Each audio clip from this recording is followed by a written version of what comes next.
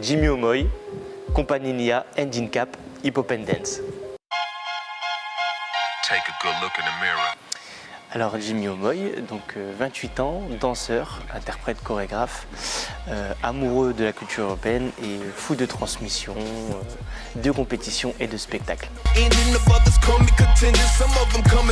Alors l'idée de ce spectacle, c'est intimement lié à Rachid Edli, le chorégraphe, donc mon chorégraphe de la compagnie NIA.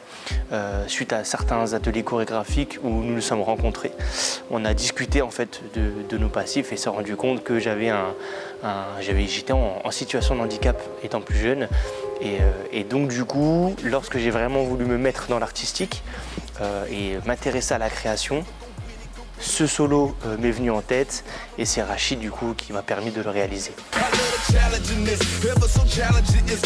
Alors ce que je leur dirais, c'est d'être résilient.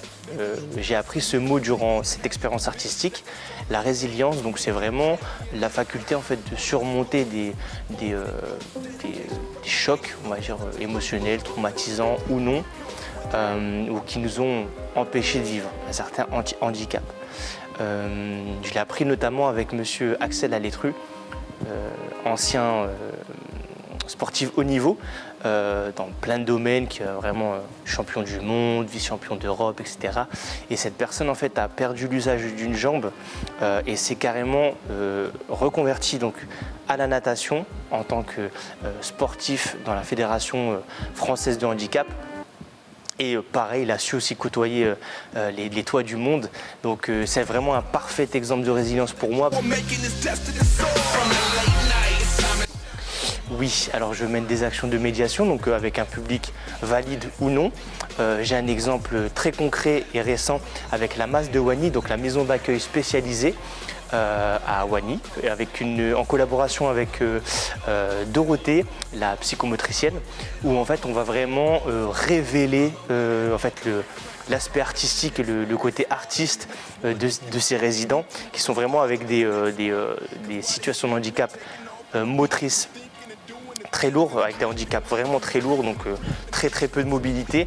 Et pourtant, grâce au hip-hop et à son aspect scénique, on arrive vraiment en fait à faire de très belles choses. Et même si le mouvement peut être très petit, il devient infiniment grand par les sensations et ce que ça procure. Alors, ce que je leur dirais, c'est déjà un peu changer notre interprétation du mot handicap. Il y a beaucoup de clichés en fait autour. J'ai fait mes recherches et dans l'étymologie, donc l'histoire vraiment du handicap, c'est hand in cap en anglais.